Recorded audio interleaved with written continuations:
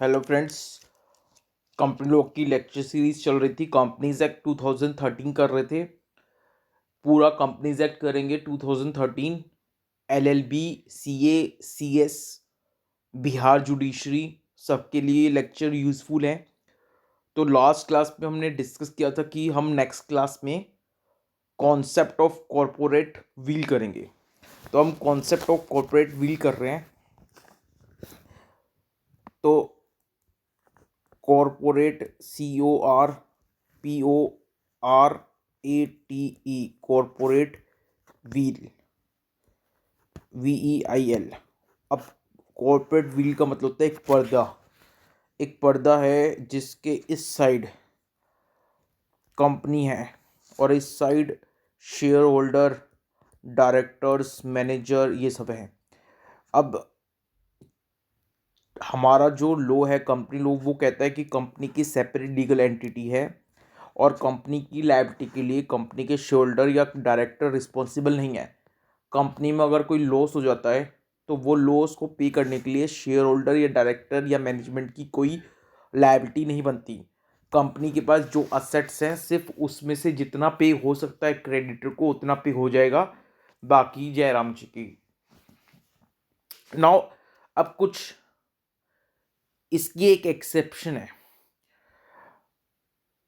ऐसा नहीं हो कि भाई ये जो डायरेक्टर और शेयर होल्डर हैं, ये मैनेजमेंट हैं, ये इस कॉन्सेप्ट का, कॉर्पोरेट विल का फ़ायदा उठा के कुछ फ्रॉड कर दें और उससे क्रेडिटर को लॉस हो जाए और फिर ये खड़े हो जाएं कि भाई वो लॉस के लिए हम तो लायबल है नहीं, क्योंकि जो कुछ किया है वो तो कंपनी ने किया है, फ्रॉड किया है वो कंपनी ने किया है, तो उस कंपनी को सजा दो दी, कंपनी लायबल होगी क्रेडिटर के लॉस के लिए। तो ऐसा कल को ना हो जाए कांड कि भाई शेयर होल्डर या डायरेक्टर कॉर्पोरेट विल की आड़ में कुछ गलत काम कर दें और उसके लिए कंपनी को लायबल ठहराएं और ये लोग बच जाएं। तो इसके लिए concept of lifting of corporate veil आया। Concept of lifting of corporate veil. Lifting का मतलब अगर कुछ गड़बड़ होगी तो कोर्ट क्या करेगा, ये जो पर्दा है जो कंपनी और शेयर होल्डर डायरेक्टर्स को अलग करता है, इस पर्दे को उठा लिया जाएगा और कंपनी को और शेयर होल्डर डायरेक्टर को एक ही पर्सन मान लिया जाएगा। ये कॉन्सेप्ट है corporate wheel, lifting of corporate wheel का। अब हम ये देखेंगे कि ये जो कॉन्सेप्ट है, तो कई तो जो स्टैच्यूट कंपनीज एक्ट है उसमें कुछ प्रोविजंस हैं या दूसरे भी कुछ ऐसे प्रोविजंस हैं लॉ के अंदर जहाँ पे लिफ्टिंग ऑफ कॉर्पोरेट व्हील की बात की हुई है। और कुछ जुडिशियल जजमेंट्स वगैरह, जुडिशियल केसेस हम देखेंगे जहां पे कोर्ट ने डिक्लेयर किया है और कि भाई अगर फ्रॉड होगा या कुछ गलत होगा तो कॉर्पोरेट विल के कॉन्सेप्ट को हम रिकॉग्नाइज नहीं करेंगे और शेयर होल्डर या जो डायरेक्टर, फ्रॉडलेंट डायरेक्टर हैं, उनको और कंपनी को एक ही मान ली जाएंगे। तो ऐसे बहुत सारे जुडिशियल केसेस भी हैं। तो हमने अब ये जो कॉन्सेप्ट है, जिस कॉन्सेप्ट में क्या होता है, जो लिफ्टिंग ऑफ कॉर्पोरेट व्हील है, लिफ्टिंग ऑफ कॉर्पोरेट व्हील, इस ये वाले कॉन्सेप्ट को हमने दो पार्ट में पढ़ना है। एक part judicial cases, judicial cases यानी जजेस ने जो केसेस, जजेस जो हमारे जजमेंट्स हैं, कुछ केसेस हैं जहाँ पर जो सेपरेट लीगल एंटिटी है उस कॉन्सेप्ट को डिसरिगार्ड किया गया है, तो वो केसेस हमने देखने हैं। और कुछ स्टैच्यूटरी प्रोविज़न यानी लॉ के अंदर ही कुछ ऐसी प्रोविज़न है जहाँ पे जो कॉर्पोरेट सेपरेट लीगल एंटिटी है कंपनी की, उसको डी रिकॉग्नाइज किया हुआ है। तो हमें दो पार्ट में पढ़ना है। क्या कि भाई under judicial interpretation and under statutory provisions the corporate will is lifted। तो पहले हम कर लेते हैं जुडिशियल इंटरप्रिटेशन। कुछ जुडिशियल इंटरप्रिटेशन देख लेते हैं जहाँ पे कॉर्पोरेट व्हील, वो जो पर्दा है, उसको लिफ्ट किया गया है। तो जुडिशियल जुडिशियल इंटरप्रिटेशन देख लेते हैं पहले। Judicial interpretation interpretation. किस चीज़ की जुडिशियल इंटरप्रिटेशन देख रहे हैं? ये वो केसेस देख रहे हैं जहाँ पे जो कॉरपोरेट व्हील है, जो पर्दा है, जो शेयर होल्डर को और कंपनी को, मैनेजमेंट और कंपनी को अलग करता है, उसको लिफ्ट करके शेयर होल्डर, मैनेजमेंट और कंपनी को एक ही मान लिया गया है। ऐसे बहुत सारे जुडिशियल इंटरप्रिटेशन केसेस हैं, वो हम पढ़ लेते हैं और देखने को इसमें आपको देखने को मिलेगा कि कई कई केसेस हैं जहाँ पे जजेस ने कॉर्पोरेट व्हील के को जो पर्दा है कॉर्पोरेट व्हील उसको लिफ्ट किया है और कंपनी की सेपरेट लीगल एंटिटी को डी रिकॉग्नाइज किया है। ठीक है, तो पढ़ लेते हैं। क्लियर है? तो सबसे पहले जुडिशियल इंटरप्रिटेशन में सबसे पहले बात करते हैं to determine the enemy character of the company. To determine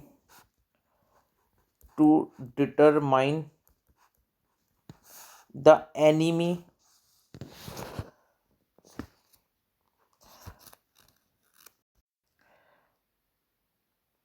तो सबसे पहले देख लेते हैं to determine the enemy character of the company. To determine the enemy character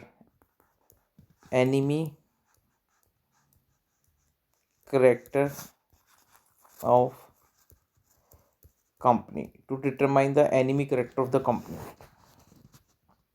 अब देख लेते हैं क्या बात कर रहा है। देखो,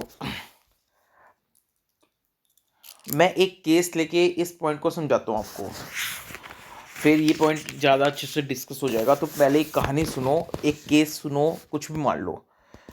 तो एक केस हुआ था, उस केस का नाम था DAIMLER, Daimler company limited versus continental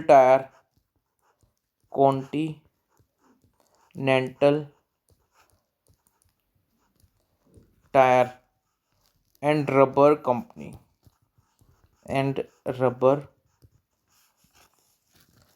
company. तो ये एक केस, तो Daimler company limited versus Continental tyre and company का एक केस था। अब इस केस में क्या हुआ, देखो, एक कंपनी इनकॉर्पोरेट की गई लंदन में।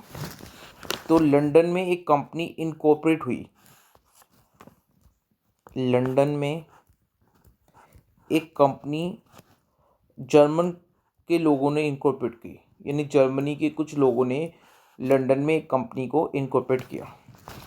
अब इसमें जो भी डायरेक्टर्स थे और शेयर होल्डर्स थे वो कौन थे? शेयर होल्डर्स और डायरेक्टर्स कौन थे? जर्मन्स थे।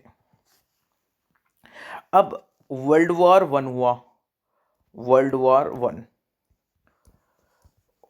वन हुआ, ठीक है, 1914 में। अब वर्ल्ड वॉर वन हुआ तो क्या हुआ? लंदन और जर्मनी आपस में क्या बन गए? एनिमी बन गए। अब ये जो लंदन में कंपनी इनकॉर्पोरेट हुई थी जिसमें शेयर होल्डर और डायरेक्टर क्या थे? जर्मन्स थे। तो यहाँ पे इस कंपनी ने अपना कुछ पैसा रिकवर करने के लिए लंदन में कोर्ट में एक केस फाइल किया। तो वहाँ पे अपोजिट पार्टी के वकील ने ये दलील दी कि ये जो कंपनी लंदन में इनकॉर्पोरेट हुई है ये एक्चुअल में एनिमी कंपनी है, दुश्मन देश की कंपनी है, जर्मनी की कंपनी है, लंदन की कंपनी नहीं है। तो फिर इन लोगों ने, जिनकी कंपनी थी, इन जर्मन्स ने बोला कि नहीं, ये कंपनी लंदन में इनकॉर्पोरेट हुई है, चाहे इसके शेयर होल्डर जर्मन्स हैं, बट ये कंपनी लंदन की है और सेपरेट लीगल एंटिटी का कॉन्सेप्ट देखा जाए तो कंपनी अलग है और उसके शेयर होल्डर अलग है, तो कंपनी ये लंदन की है। तो फिर कोर्ट ने डिसाइड किया कि भाई देखो, वैसे तो ये सही बात है कि सेपरेट लीगल एंटिटी का कॉन्सेप्ट है, शेयर होल्डर लोग होते हैं, कंपनी अलग है, लेकिन to determine the enemy character of the company, यानी इस कंपनी के जो भी शेयर होल्डर्स और डायरेक्टर है मोस्टली सब जर्मन ही हैं और जर्मन का लंदन के साथ में युद्ध चल रहा है। तो एक तरह से ये दुश्मन देश की कंपनी है, क्योंकि इसको चलाने वाले लोग कौन है, जर्मन्स हैं। और to determine the real character of the company, जो कॉर्पोरेट विल का कॉन्सेप्ट है उसको लिफ्ट करा कोर्ट ने और कहा कि नहीं, ये कंपनी और ये जो जर्मन्स हैं वो एक ही है, और हम इसको यहाँ पे जो सेपरेट लीगल एंटिटी का कॉन्सेप्ट है उसको डी रिकॉग्नाइज कर रहे हैं। ठीक है, तो फर्स्ट केस क्या है, to determine the real character of the company. और इसमें कौन सा केस आपको पढ़ने को मिला, डाइलमर, DAIMLER, Daimler company limited versus Continental tyre, continental tyre and rubber company, ये केस था। ये जो आपको स्टोरी सुनाई, और लंदन में कंपनी इंकॉर्पोरेट हुई जर्मनी के लोगों द्वारा, और फिर कोर्ट और जर्मनी और लंदन का युद्ध हुआ वर्ल्ड वॉर 1 में, दोनों आमने सामने थी। और फिर लंदन के कोर्ट ने इस कंपनी को, जो लंदन में बेशक एस्टेब्लिश हुई थी बट इसको चलाने वाले लोग जर्मन्स थे, तो यहाँ पे सेपरेट लीगल एंटिटी कॉन्सेप्ट को डी रिकॉग्नाइज कर दिया कोर्ट ने, तो to determine the enemy character of the company. ठीक है, तो पहला पॉइंट याद रख लो, to determine the enemy character of the company, the corporate veil can be lifted, और उसका एक केस याद कर लो। नो अब सेकंड देख लेते हैं, टैक्स इवेजन। अगर कोई टैक्स की चोरी करने के लिए एक कंपनी बना लेता है, कोई आदमी टैक्स की चोरी करने के लिए कंपनी बना लेता है ताकि उसका टैक्स बच जाए, तो भी corporate wheel can be lifted. अब एक एग्जांपल से देखो, एग्जांपल से है, एक केस है, फिर आपको ये पॉइंट समझ में आ जाएगा एक केस की स्टोरी सुन के। तो एक केस था सर दिनशाह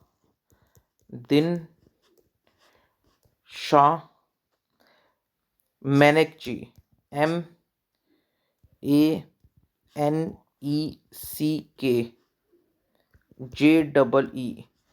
सर दिनशाह मैनेक्जी। अब इस केस में क्या हुआ था, इस केस में जो ये सर दिनशाह मैनेक्जी थे, इनको बहुत सारी इनकम आ रही थी, dividend income and interest income. अब इनने देखा कि भाई इनके पास तो बहुत सारा इंटरेस्ट और डिविडेंड नाम से पैसा आता है और उस पर टैक्स लग जाता है, तो इन्होंने 4 कंपनी बनाई, और इन चारों कंपनी में अपनी जो इन्वेस्टमेंट थी इनके पास, जिस इन्वेस्टमेंट के ऊपर इनको इंटरेस्ट वगैरह मिलता था, वो इन्वेस्टमेंट इन चारों कंपनी को दे दी। अब इंटरेस्ट और डिविडेंड आने लगा चारों कंपनी के पास। अब चारों कंपनी के पास आने लगा, तो पहले तो सर दिनशाह के पास इतना सारा पैसा आ रहा था तो टैक्स देना पड़ रहा था। अब वो इनकम 4 कंपनियों में डिवाइड हो गई, तो टैक्स की बचत हो गई, क्योंकि ज़्यादा इनकम आ रही थी एक आदमी के पास में, तो ज़्यादा टैक्स लग रहा था। अब वो इनकम 4 कंपनियों में डिवाइड हो गई, तो उन चारों कंपनी की इंडिविजुअली इनकम कम हो गई, तो उन पर टैक्स की लायबिलिटी या तो आ नहीं रही, या फिर आ रही है तो बहुत कम आ रही है। तो इस तरह करके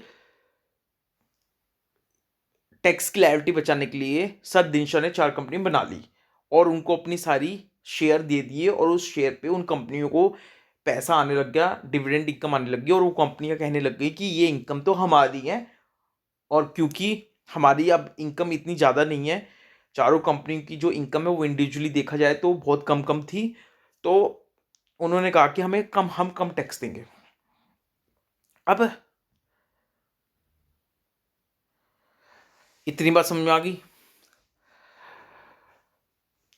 अब कोर्ट ने क्या कहा, कोर्ट ने कहा अच्छा, फिर सर दिनशाह को पैसा कैसे मिल रहा था, क्योंकि अब वो पैसा तो कंपनी के पास जाने लगा, तो वो कंपनियों से सर दिनशाह ने एज ए लोन ले लिया वो पैसा, यानी सर दिनशाह ने अपनी पहले शेयर किसको दे दिए, चारों कंपनियों को दे दिए, उन इन्वेस्टमेंट पे पैसा चारों कंपनियों के पास आने लगा, टैक्स बच गया, और वो चारों कंपनियों ने क्या करा, वो जो इनकम आई उन चारों कंपनी के पास, वो पैसा लोन के रूप में सर दिनशाह को दे दिया। तो कोर्ट ने यहाँ पे बोला कि टैक्स की चोरी करने के लिए ये सब कंपनी बनाई गई है और हम सेपरेट लीगल एंटिटी कॉन्सेप्ट नहीं मानते, और हम ये नहीं मानेंगे कि ये जो इनकम आ रही है ये इन चारों कंपनियों की है, ये इनकम हम मानेंगे सदिनशा की है और उनको टैक्स देना पड़ेगा।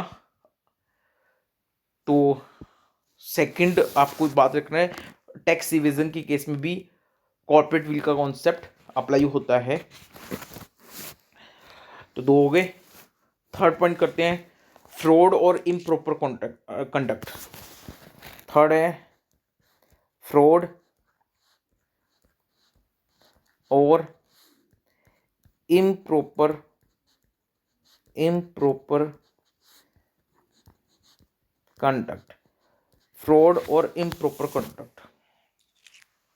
अब फ्रॉड और इम्प्रॉपर कंडक्ट में आपको कुछ केसेस लेके मैं समझा देता हूँ। For example, to avoid any legal obligation. अब देखो, ये जो कॉन्सेप्ट है to avoid legal obligation, to avoid legal obligation. अब देखो, टू अवॉइड लीगल ऑब्लिगेशन का क्या मतलब है। इसमें ये है कि भाई अगर मान लो मैंने किसी के साथ में कॉन्ट्रैक्ट कर लिया, अब उस कॉन्ट्रैक्ट में मेरे ऊपर कुछ रिस्ट्रिक्शन आ गई तो मैं वो काम नहीं कर सकता हूँ एज पर कॉन्ट्रैक्ट। अब मैं वो काम करना चाहता हूँ बट कॉन्ट्रैक्ट मुझे रोक रहा है, तो मैं क्या करता हूँ, मैं एक कंपनी बना लेता हूँ और वो कंपनी बना के वो कंपनी मेरे बिहाफ पे वो काम करती है। फिर कोई मुझसे पूछता है कि भाई आप तो वो काम कर ही नहीं सकते थे, तो मैं क्या बोलता हूँ कि भाई मैं थोड़ी ना कर रहा हूँ ये काम, ये तो कंपनी कर रही है काम, और कंपनी और मैं, हम दोनों तो अलग अलग हैं, सेपरेट लीगल एंटिटी है। मैं तो उसी कंपनी का मेंबर हूँ, कंपनी अलग है, मेंबर अलग है, तो मैं तो कुछ कर ही नहीं रहा, काम तो कौन कर रही है, कंपनी कर रही है। तो इस तरह से मैं कुछ अपने मेरे ऊपर जो कॉन्ट्रैक्ट में लीगल ऑब्लिगेशन आ रही थी उसको अवॉइड करने के लिए मैं कंपनी बना के वो काम कर सकता हूँ जो मैं डायरेक्टली नहीं कर सकता हूँ। तो इस केस में कॉर्पोरेट विल का कॉन्सेप्ट अप्लाई हो सकता है और कोर्ट बोल सकते हैं कि भाई कंपनी और मेंबर एक ही है। अब इसमें एक केस भी आया था, उसमें यही कहानी हुई थी। उस केस का नाम है गिलफोर्ड मोटर कंपनी वर्सेस होर्न। गिलफोर्ड मोटर कंपनी वर्सेस होर्न, HORNE। अब उसमें यही हुआ था कि ये जो गिलफोर्ड कंपनी है इसने मिस्टर होर्न को अपना मैनेजिंग डायरेक्टर अपॉइंट कर दिया और कहा कि भाई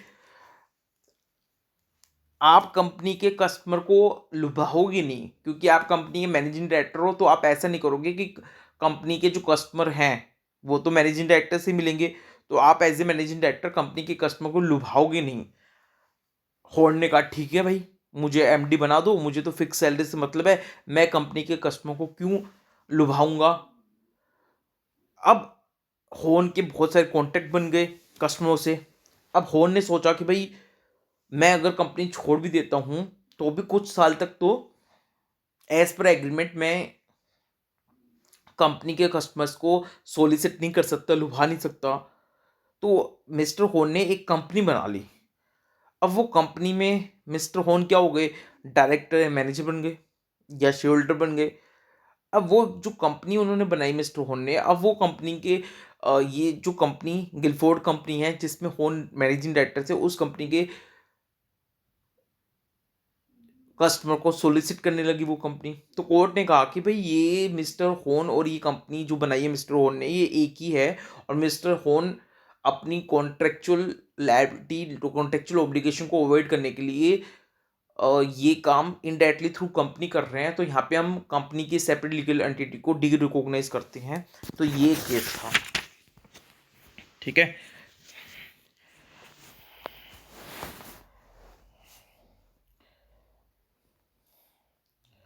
ऐसे ही एक केस और देख लेते हैं। तो एक केस और हुआ था, उस केस का नाम है merchandise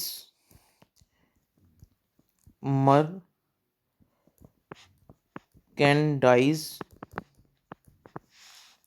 transport limited,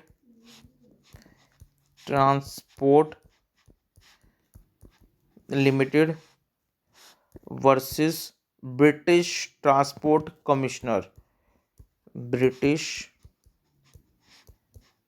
transport commissioner, ये केस हुआ था। अब इस केस में क्या हुआ कि ये जो कंपनी थी मर्केंटाइज ट्रांसपोर्ट लिमिटेड, इस कंपनी को, यानी एक कंपनी थी, ट्रांसपोर्ट कंपनी थी कोई, उस कंपनी को ट्रांसपोर्ट अथॉरिटी से एक लाइसेंस लेना था, लेकिन सम लीगल रिस्ट्रिक्शन की वजह से उनको लाइसेंस नहीं मिल रहा था। तो उस कंपनी ने क्या किया, एक अपनी सब्सिडरी कंपनी खोली। ठीक है, अब वो जो सब्सिडरी कंपनी खोली, तो वो सब्सिडरी कंपनी ने लाइसेंस के लिए अप्लाई किया। अब होने क्या वाला था कि जैसे ही लाइसेंस उस सब्सिडी कंपनी को मिलता, वो लाइसेंस क्योंकि ट्रांसफरेबल था, वो सब्सिडी कंपनी क्या करती, अपनी पेरेंट कंपनी को दे देती, उसी पेरेंट कंपनी को जिस पेरेंट कंपनी को लाइसेंस अथॉरिटी से लाइसेंस नहीं मिल रहा था। तो एक तरह से ये क्या हो जाता, लोगों के साथ खिलवाड़ हो जाता। इसलिए सब्सिडी कंपनी को भी मना कर दिया गया कि आपको लाइसेंस नहीं मिलेगा। सब्सिडी कंपनी ने ट्रांसपोर्ट अथॉरिटी के अगेंस्ट एक केस फाइल किया और कहा कि भाई सब्सिडी कंपनी की सेपरेट लीगल एंटिटी है और पेरेंट कंपनी की अलग सेपरेट लीगल एंटिटी है। तो सब्सिडी कंपनी को ने अगर अप्लाई किया है लाइसेंस के लिए, तो लाइसेंस मिल जाना चाहिए, क्योंकि सब्सिडी कंपनी सारी कंडीशन को फुलफिल कर रही है। तो जज साहब ने कहा कि देखो, सब्सिडी कंपनी सारी कंडीशन फुलफिल कर रही है, लेकिन ये सब्सिडी कंपनी पेरेंट कंपनी के कंट्रोल में है, और आगे सब्सिडी कंपनी लाइसेंस को पेरेंट कंपनी को ट्रांसफ़र कर सकती है, जबकि पेरेंट कंपनी उस लाइसेंस के लिए एलिजिबल नहीं है। तो एक तरह से ये अगर ऐसा हुआ तो it will defeat the provision of laws.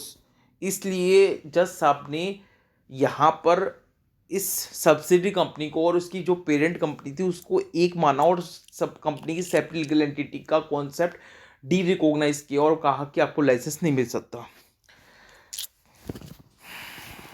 ठीक है, ऐसे ही एक केस और हुआ था। उस केस का नाम था PNB finance limited versus Shiv Prasad Jain limited. अब ये केस हुआ था। अब इस केस की कहानी सुनो। इस केस में हुआ ये, अच्छा मैं आपको क्या बता रहा हूँ, मैं आपको ये बता रहा हूँ कि जुडिशियल इंटरप्रिटेशन, जुडिशियल कुछ केसेस बता रहे हैं जहाँ पे कंपनी की सेपरेट लीगल एंटिटी को डी रिकॉग्नाइज किया गया है। ठीक है, तो इस केस में हुआ क्या कि ये जो शिव प्रसाद है, इसने इस PNB फाइनेंस लिमिटेड से लोन लिया कुछ इमूवेबल प्रॉपर्टी खरीदने के लिए। तो बैंक ने, PNB ने कहा, मिस्टर प्रसाद हम आपको लोन दे देंगे, लेकिन जैसे ही आप इमूवेबल प्रॉपर्टी खरीदोगे उसके जो डॉक्यूमेंट्स है आप बैंक के पास गिरवी रख दोगे एज पर एग्रीमेंट। अब प्रसाद जी ने, शिव प्रसाद जैन ने कहा ठीक है। अब बैंक ने शिव प्रसाद को लोन दे दिया। लोन दे के शिव प्रसाद ने सोचा कि अगर मैं अपने नाम से इमूवेबल प्रॉपर्टी खरीदता हूँ तो उसके कागज मुझे बैंक के पास गिरवी रखने पड़ जाएंगे। तो इसने क्या किया, एक कंपनी बनाई और वो कंपनी को लोन का पैसा दिया, और उस लोन के पैसे से कंपनी ने इमूवेबल प्रॉपर्टी अपने नाम से परचेज कर ली। और अब शिव प्रसाद जैन ने कहा कि भाई देखो, मैंने तो कंपनी खरीदी नहीं, मैंने तो प्रॉपर्टी खरीदी नहीं, प्रॉपर्टी इस कंपनी ने खरीदी है। तो यहाँ पर जब कोर्ट में ये केस गया, तो जज साहब ने कहा कि जो शिव प्रसाद जैन है, उसने जो कंपनी बनाई है वो अपनी लीगल ऑब्लिगेशन को अवॉइड करने के लिए बनाई है। लीगल ऑब्लिगेशन ये थी कि जो शिव प्रसाद जैन है जैसे ही इमूवेबल प्रॉपर्टी खरीदेंगे उसके जो कागज हैं वो पीएनबी के पास गिरवी रख देंगे जब तक कि लोन की रीपेमेंट नहीं होती। अब शिव प्रसाद ने क्या करा, अपनी ऑब्लिगेशन से बचने के लिए कंपनी बना के उस कंपनी के थ्रू प्रॉपर्टी खरीद ली।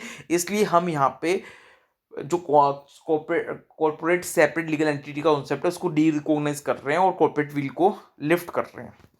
ठीक है, मैं आपको एक बात याद दिला, अच्छा एक केस और सुनो पहले। एक केस और आया था, उसका नाम था ऑफिशियल, अभी आपको समराइज कर दूंगा अभी तक मैंने क्या पढ़ा है, ये वाला केस और सुन लो, फिर उसके बाद मैं समराइज कर दूंगा शुरू से अभी तक कि मैंने क्या पढ़ा है, और फिर उसके बाद कुछ पॉइंट्स और पढ़ेंगे और क्लास खत्म हो जाएगी। तो देखो नेक्स्ट एक केस है official liquidator, official liquidator versus Bagri brothers. तो official liquidator versus Bagri brothers, ये एक केस आया था। अब इस केस में हुआ क्या, इस केस में हुआ ये कि a trade was liable to pay डेब्ट टू हिज क्रेडिटर।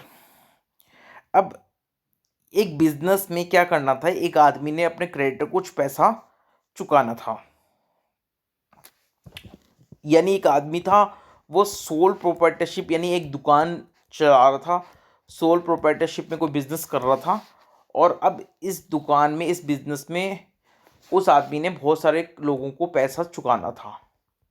अब इस आदमी ने सोचा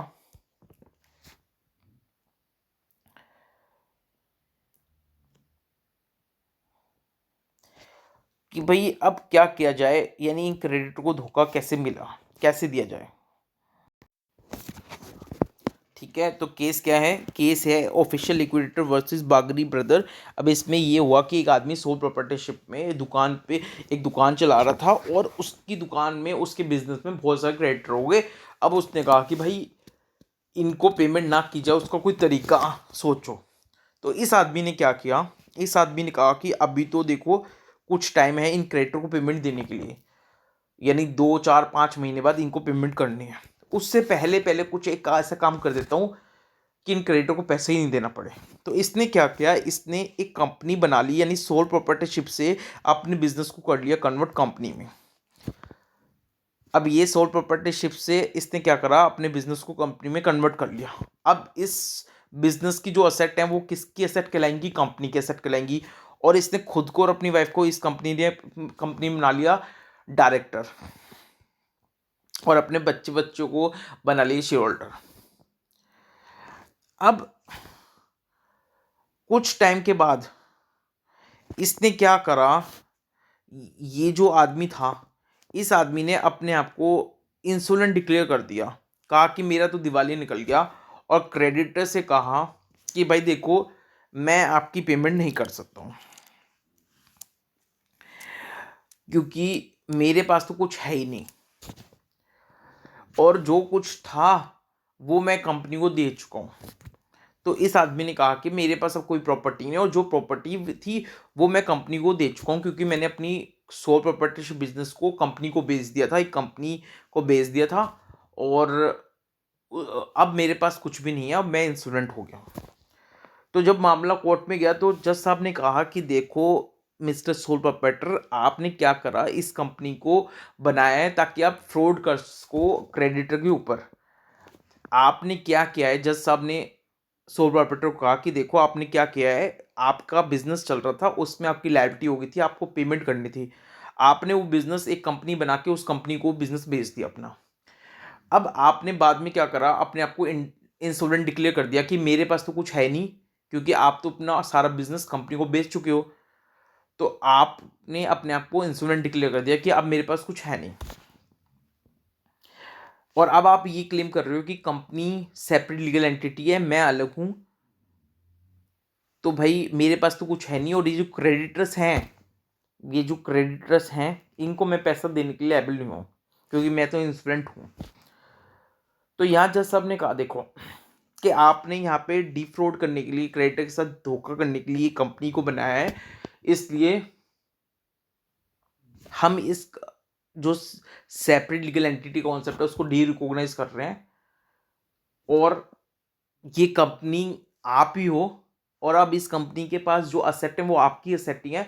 आप उसमें से क्रेडिटर को पैसा दो, प्लस में अगर वो पैसा अगर वो पैसा से भी अगर क्रेडिटर की पेमेंट नहीं होती तो आप अपना घर वर बेच के उनको पैसा दो। यानी अल्टीमेटली कोर्ट ने क्या करा, ये जो क्रेडिटर के साथ छल करने के लिए मिस्टर सोल प्रोप्राइटर ने कंपनी बनाई थी, उस कंपनी के कॉन्सेप्ट को डी रिकॉग्नाइज कर दिया और बोला यहाँ पे हम कॉर्पोरेट व्हील का कॉन्सेप्ट लगाते हैं और कंपनी को अलग नहीं मानते, कंपनी और वो सोल प्रोप्राइटर एक ही है।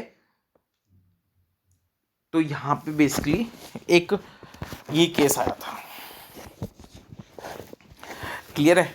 अब इस केस में देखो, कुछ बच्चों के दिमाग में जो ज़्यादा पढ़ते हैं, ज़्यादा सोचते हैं, उनके दिमाग में इस केस में कुछ डाउट आ रहे होंगे। वो डाउट पहले मैं क्लियर कर लेता हूँ।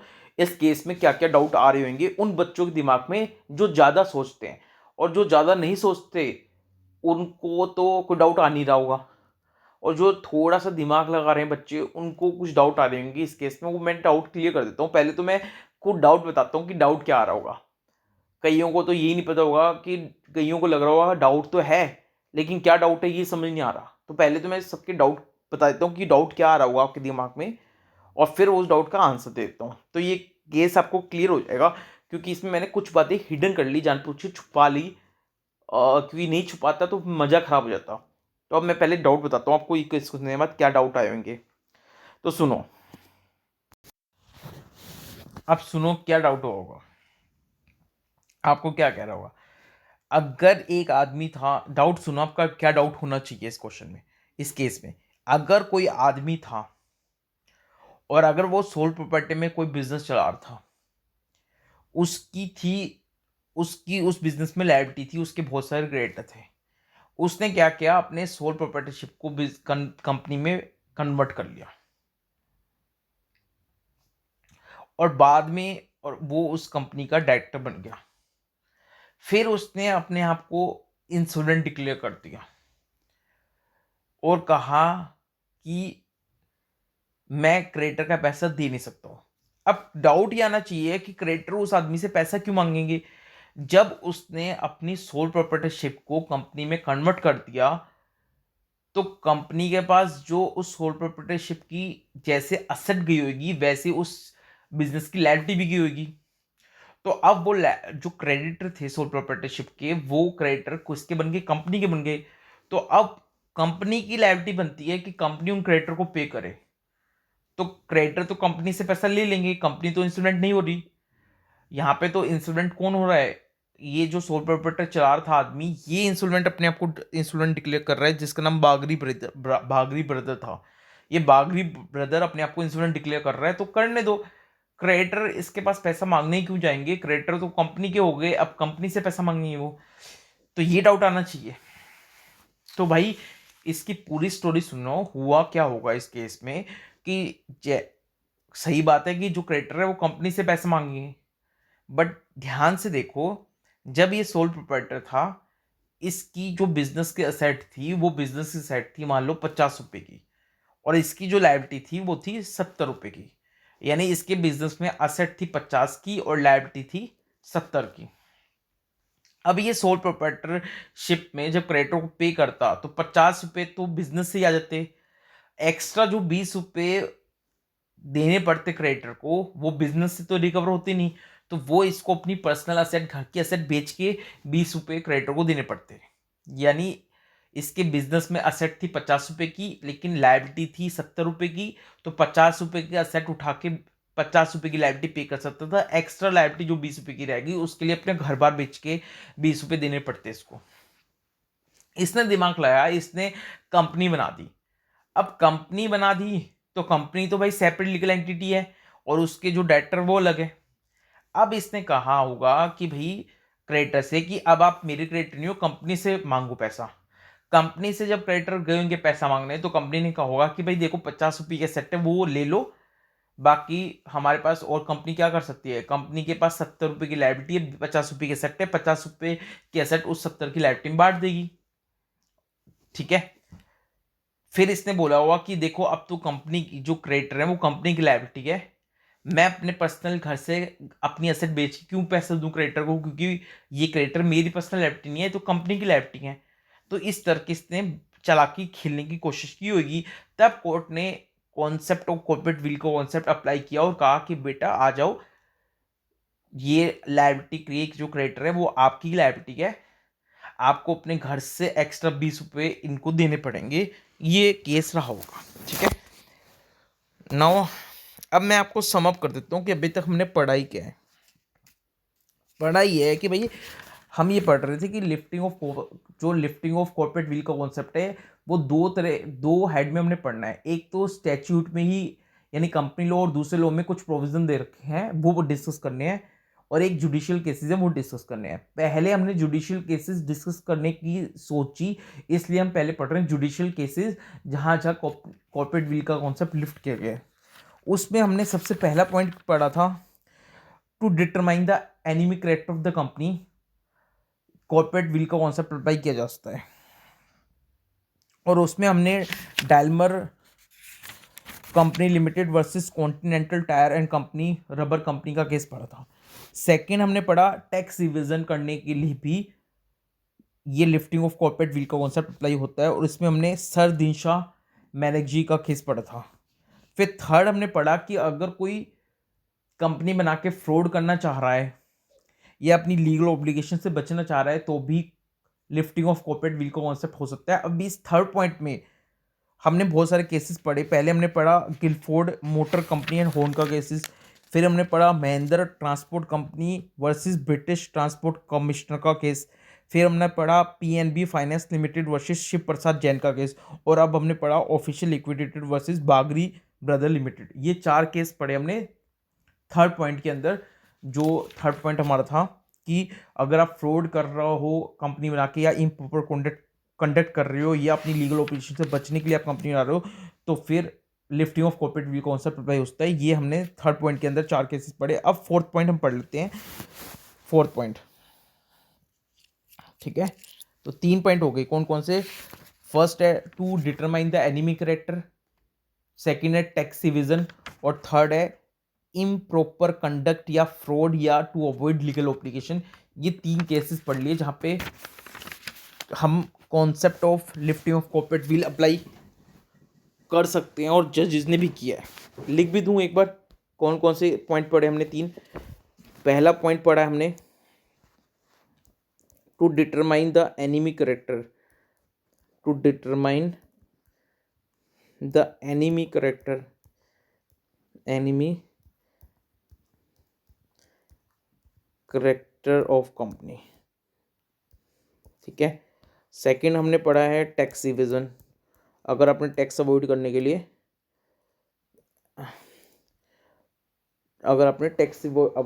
लिए, अगर कंपनी बनाई है तो भी ये होगा, ठीक है, tax evasion,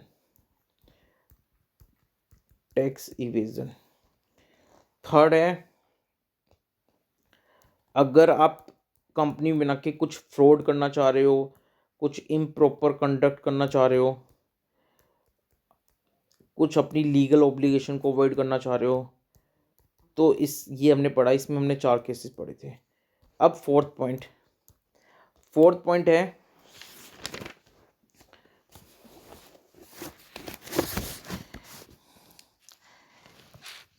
agency where no functioning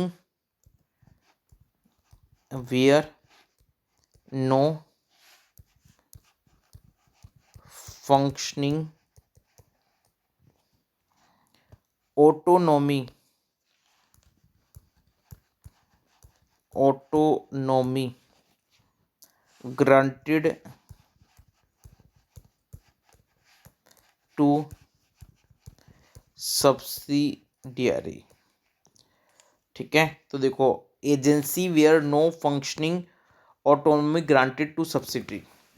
अब इसमें सीधी ये बात है कि अगर आप कोई सब्सिडी कंपनी बना लेते हो और उस सब्सिडी कंपनी को बस आप नाम नॉमिनल बना रहे हो, उसको कोई पावर नहीं दे रहे, उसके कोई बिजनेस चल रहा, उसकी कोई इनकम नहीं आ रही, यानी आपने एक सब्सिडी बना दी, लेकिन ना तो उसकी कोई इनकम आ रही, ना वो कोई बिजनेस कर रही, बस उस आपने बस एक नाम के लिए एक सब्सिडी कंपनी बना दी, और जो फंक्शन कर ही नहीं रही सब्सिडी कंपनी, तब तो बिल्कुल साफ, मतलब कोई पागल होगा तो उसको भी दिख जाएगा कि ये तो सिर्फ नाम के लिए कंपनी बनाई है, या यहाँ पे तो concept of corporate veil apply हो गई होगा।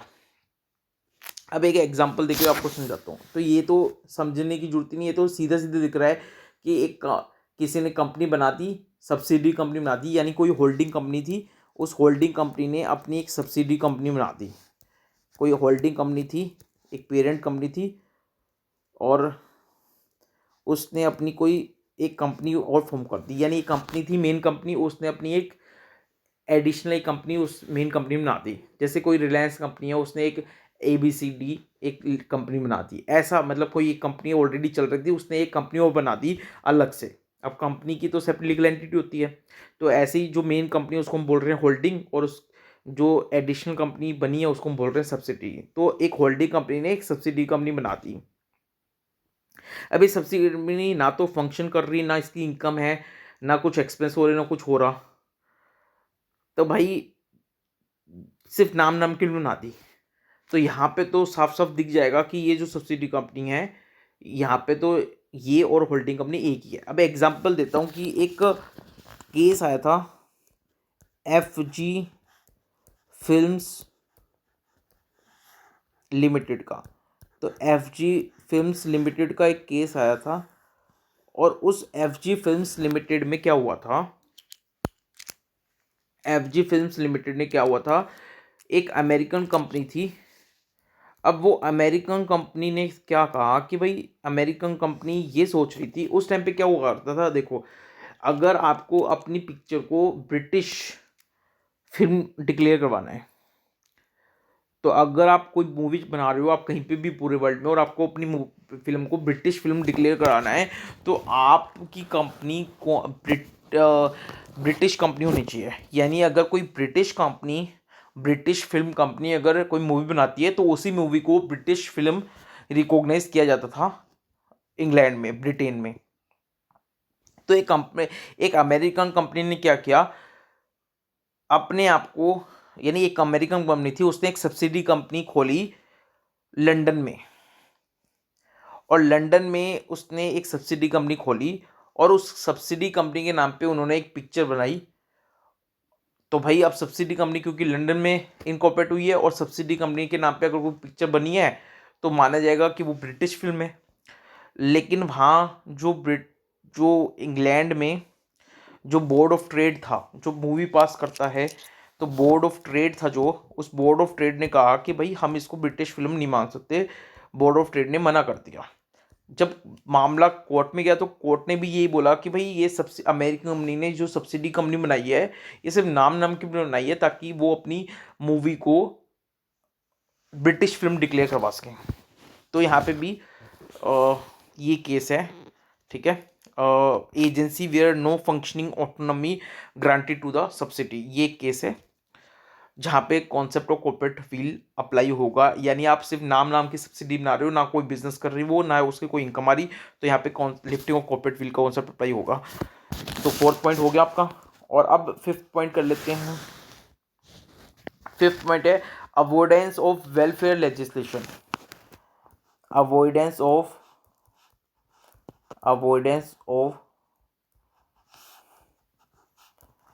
वेलफेयर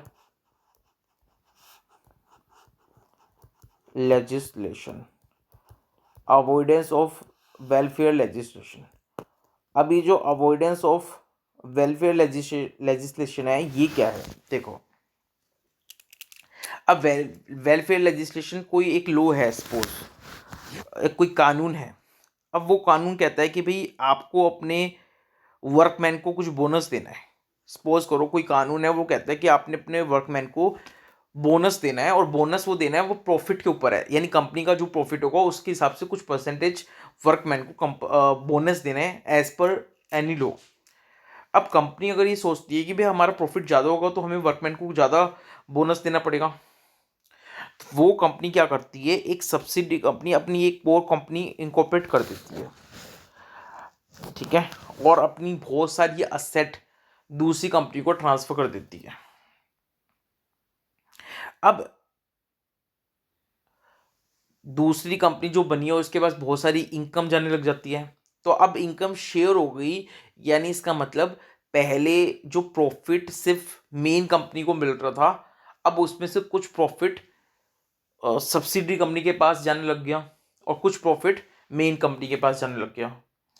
तो मेन कंपनी जो थी उसने क्या करा, एक कंपनी और बना के और कुछ अपनी एसेट उस दूसरी कंपनी को दे दी, और अब उस कंपनी की जो इनकम है वो इनकम भी डिवाइड होगी, कुछ इनकम मेन कंपनी के पास आती थी, कुछ कंपनी मेन कुछ इनकम जो नई कंपनी बनाई उसके पास जाने लग गई।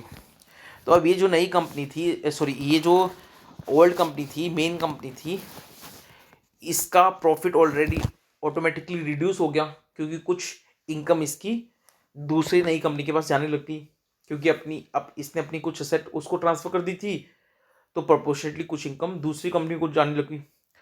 तो अब इसमें ये हुआ,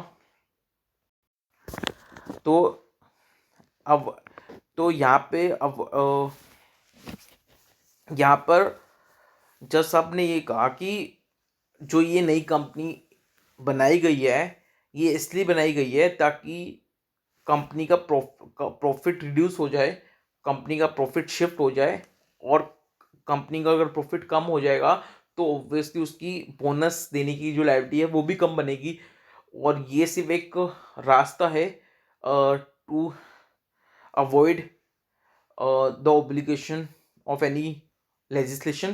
तो इसलिए यहाँ पे कोर्ट ने कहा कि हम सेपरेट लीगल एंटिटी के कॉन्सेप्ट को डी रिकॉग्नाइज कर रहे हैं। यहाँ पे जो केस हुआ था, आपको जो मैंने कहानी सुनाई, वो एक केस हुआ था, उस केस का नाम था workman versus associated rubber industry limited, associated rubber industry limited, rubber industry limited, ये केस हुआ था। और ये केस में यही कहानी थी जो मैंने आपको सुनाई कि इस एसोसिएटेड रबर कंपनी लिमिटेड पे ऑब्लिगेशन थी कि इसको अपने प्रॉफिट का कुछ हिस्सा अपने वर्कमैन को बोनस के रूप में बांटना था। इसने क्या किया, अपनी कंपनी के कुछ कुछ अपनी कंपनी की इन्वेस्टमेंट एक नई कंपनी बना के उसको ट्रांसफर कर दी। अब उस इन्वेस्टमेंट पे जो इनकम आने लगी वो नई कंपनी के पास जाने लगी, तो ऑटोमेटिकली इस रबर लिमिटेड कंपनी की इनकम रिड्यूस होगी, प्रॉफिट रिड्यूस हो गया, और इसने अपनी बोनस करने की लायबिलिटी को कम कर लिया। तो यहाँ पे कोर्ट ने बोला कि ये जो इसने काम किया रबर लिमिटेड कंपनी ने, ये अपना जो लायबिलिटी है वर्कमैन को बोनस पे करने की उसको बचाने के लिए किया है, इसलिए हम जो नई कंपनी है उसकी इनकम को भी इस रबर कंपनी की इनकम मानेंगे, क्योंकि हम नई कंपनी जो बनी है उसको हम सेपरेट लीगल एंटिटी का दर्जा नहीं दे रहे, हम मान रहे हैं कि वो कंपनी यही वाली कंपनी है। और जज साहब ने सेपरेट लीगल एंटिटी कॉन्सेप्ट यहाँ पे डी रिकॉग्नाइज किया और जो कॉर्पोरेट विल है उसको लिफ्ट किया।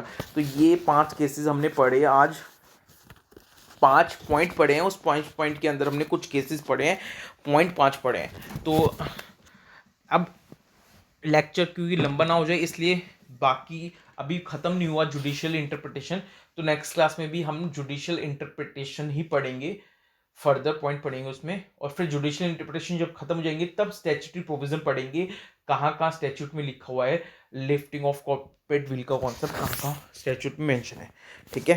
तो आज की क्लास में हमने 5 पॉइंट जो जुडिशियल इंटरप्रिटेशन है जहाँ पे लिफ्टिंग ऑफ कॉर्पोरेट विल का कॉन्सेप्ट अप्लाई हुआ है, वहाँ पे पहला है to determine the enemy character of the company, second हमने पढ़ा था टैक्स इवेजन, तीसरा था हमारा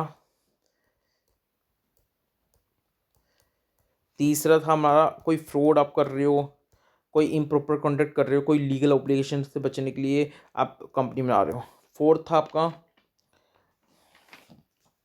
अगर आप सब्सिडी कंपनी बना रहे हो नाम की, उसकी कोई इनकम नहीं है, उसकी कोई इनकम नहीं है, उसके पास कोई एसेट नहीं है, सिर्फ नाम की अपने सब्सिडी कंपनी बना ली, तो भी कॉर्पोरेट विल का कॉन्सेप्ट अप्लाई होता है, जहाँ पे हमने आरजी फिल्म्स का केस बना था, जो अमेरिकन कंपनी ने लंदन में एक कंपनी बनाई थी और फिर मूवी बना के उसको ब्रिटिश फिल्म डिक्लेयर करवाना चाहता, वो वाला केस पढ़ा था हमने इसके में।